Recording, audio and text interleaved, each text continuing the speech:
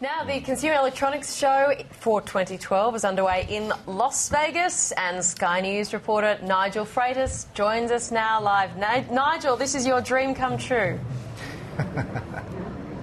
Yes, Brooke, it definitely is. Good morning to both you and Carson. As you said, I'm here in Las Vegas at what is the largest technology exhibition on the planet. It's called CES. It's been running since 1967 and it's been getting bigger every year. In fact, this year there tipped to be over 140,000 attendees. You really have to be here to get a sense of the sheer size and scale of an event like this.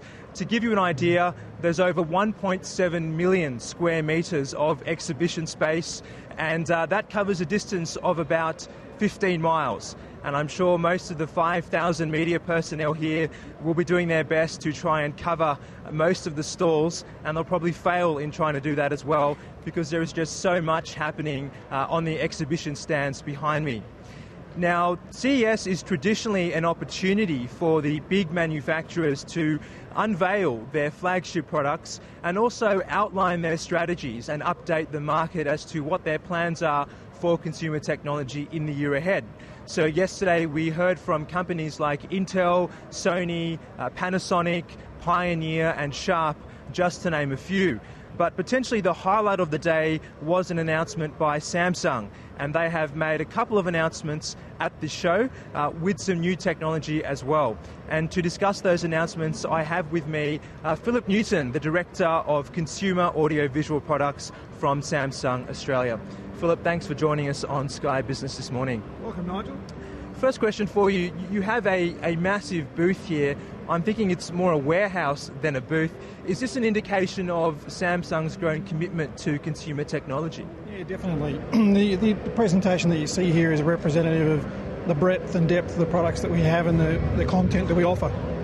Now, you've really focused on the TVs this time, and the presentation yesterday talked a lot about OLED displays. How does that technology work?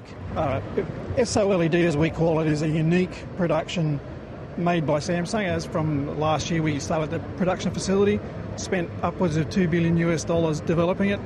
It's essentially every individual pixel, every individual RGB on the screen has its own organic light source. So no longer do you need to have a backlit screen. That means you can make it thinner.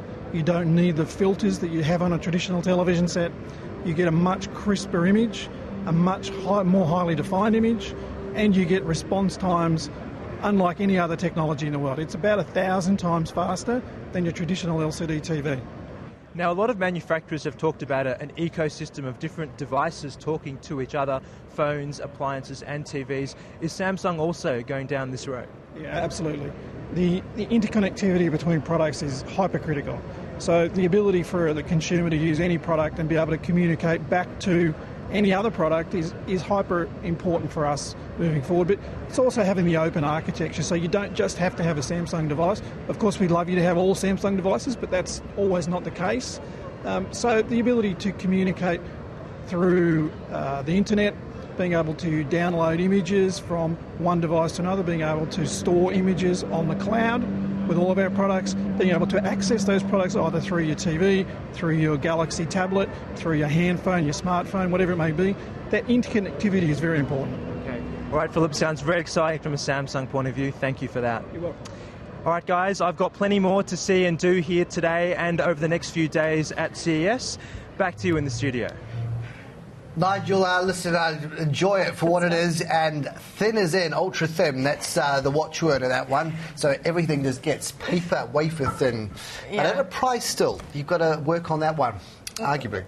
Now, on a side note, CNN Money's tech editor is also at CES and said tech and health, really big theme for this year. Quite ironic at a show where everyone exists on pizza and no sleep for the whole week. So good luck to Nigel in all of that. And magnetic rays to boot as well. You can't escape it. Anyway, Fantastic. Nigel there travelling to that event in Las Vegas, courtesy of Samsung.